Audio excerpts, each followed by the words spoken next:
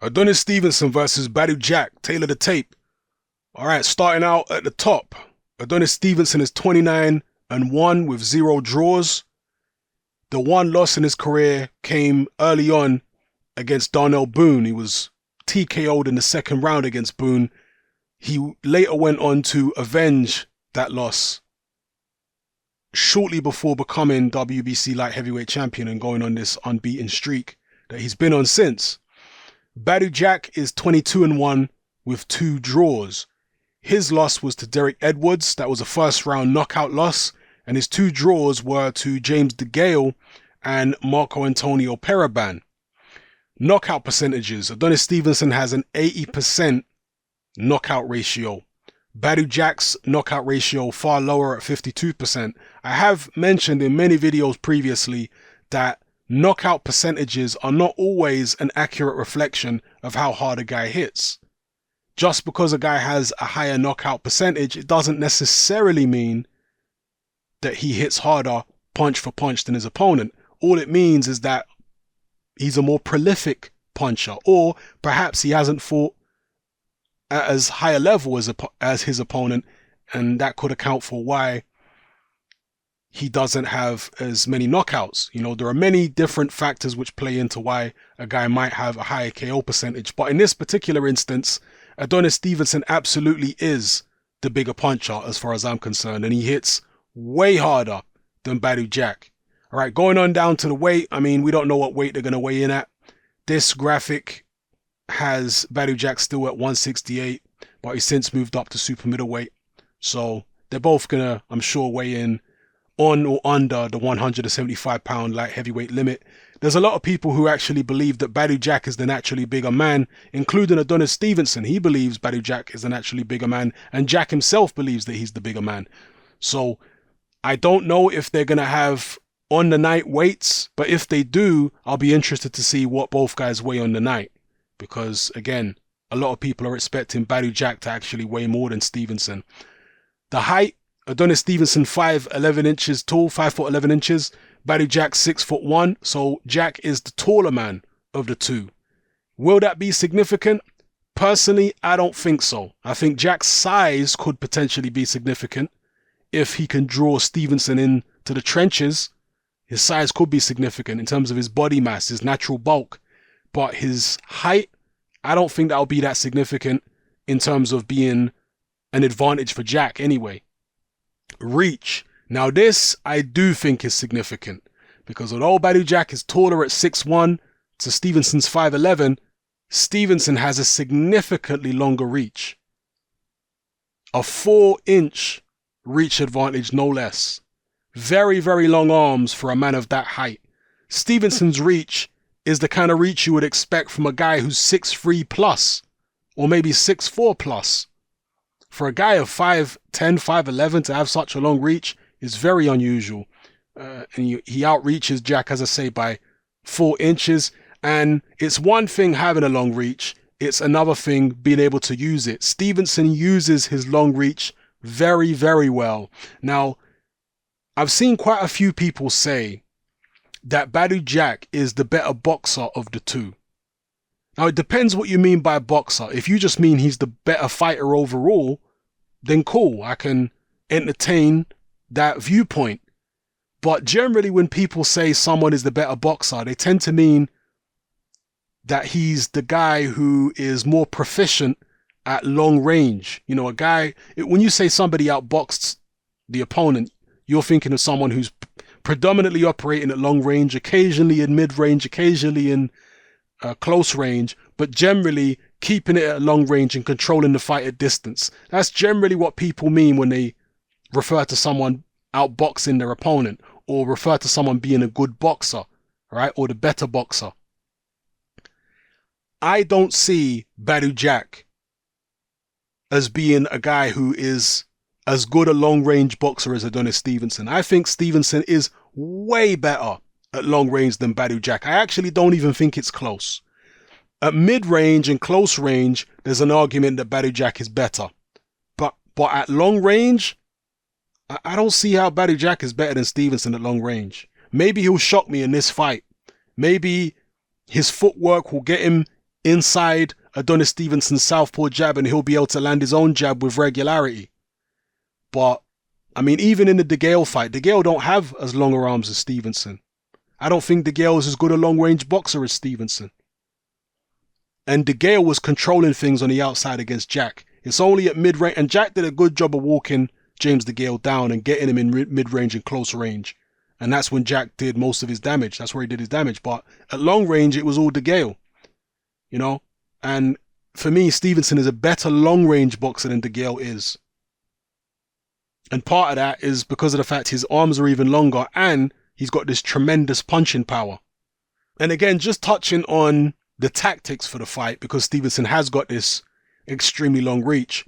One of the things that Stevenson likes to do with his reach, he will pot shot you at long range, he'll counter you, which means he'll wait for you to throw a shot, make you miss because he's so long in the arm, Adonis Stevenson. He'll make you miss by taking a step back, then he'll come straight back in with a left. He also likes to beat you to the punch, right? Stevenson will like to sit there at mid-range. He will allow you to shimmy forward because he still knows your arms are not as long as his. So he'll let you get a couple of inches. He'll let you start throwing your punch. He'll pull back slightly and then he'll launch his left hand because he knows his arms are longer than yours. He'll launch his left hand and your punch will often skim right past his nose, whereas his big left hand will land. He'll beat you to the punch. This is something Stevenson likes to do a lot. If you go look at the Fonfara rematch in that first round, this is what he does to Fonfara. He's tapping Fonfara on the outside with the right jab. All right, it's just a perfunctory punch. He's just trying to get a reaction out of Fonfara. He's trying to get Fonfara to attack him. Fonfara starts moving in with his feet. That's when Stevenson takes a slight step back or a sway back, and bang, he actually gets hit with Fonfara's shot first. It grazes Stevenson's forehead, but Stevenson lands the better punch. And this is the thing about the reach. Stevenson is controlling the distance. Okay, Fonfara is committed to his punch. Once he goes in, he knows he's going to throw the right hand, whereas Stevenson takes a slight sway back when he sees Fonfara coming in, because he wants to make sure that either Fonfara's punch misses him or it doesn't catch him with full force. He's trying to utilize that long reach, because when it comes to reach, there is an optimum distance for you to be at in order to deliver your punch with full power.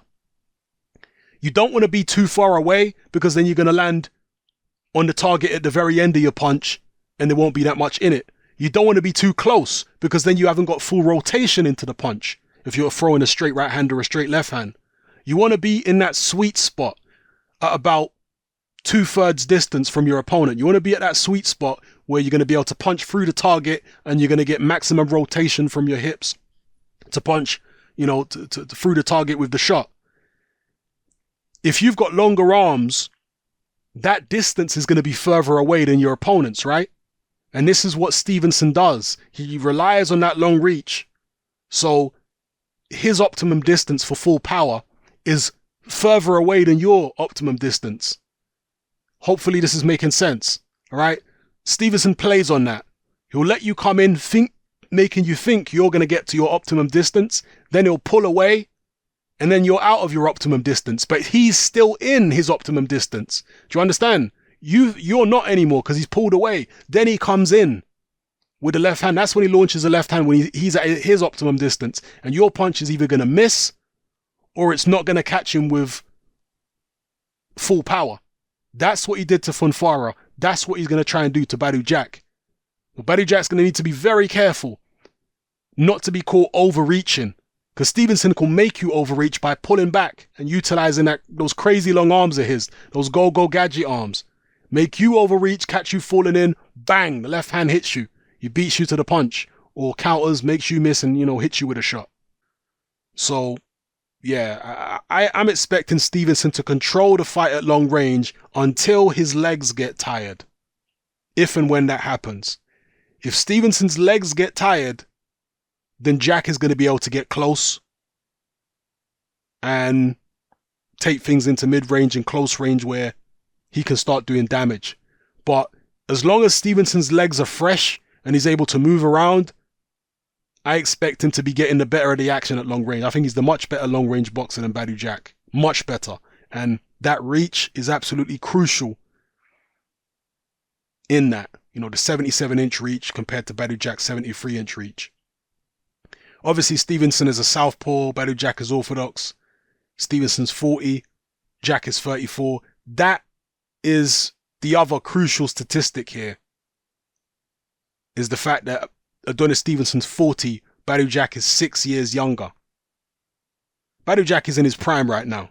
I think it's fair to say. Stevenson is most likely not in his prime. He's probably a good 4 or 5 years removed from his prime at this point. So, age could catch up to Adonis Stevenson in this fight. I guess we'll find out in due course. But just to recap, I think the most important statistics here are the knockouts. You know, the number of knockouts, because that highlights Adonis Stevenson's tremendous punching power with the left hand and the power advantage that he will have in this fight. So I think that's an important statistic. The weight could also be important, seeing what they weigh in on the day of the fight, not the official weigh-in, the day before the fight, the on the night weights. That to me is going to be very interesting if they can provide those on, I think it's going to be on Showtime. If they can provide the on the night weights on Showtime, I think that could be crucial, because the longer the fight goes, if Badou Jack can start walking Stevenson down and taking him into the trenches, that's when Badou Jack's potentially larger size could affect Adonis Stevenson. So the weight is also a factor. Height, I don't think will really come into it much. Reach, I think will, particularly when Stevenson's legs are fresh. I think reach is a crucial statistic. Stance, well, Badou Jack has fought southpaws before and he's done well against southpaws, so I don't think the stance is, you know, too much of a thing to look at. But the age, again, finally, is a crucial statistic. So let me know what you guys think in the comment section below. Adonis Stevenson versus Badou Jack, tailor the tape. What are going to be the most crucial statistics here to look at in your view? And let me know what you think about my breakdown of these stats. All right, it's happening. I'm out.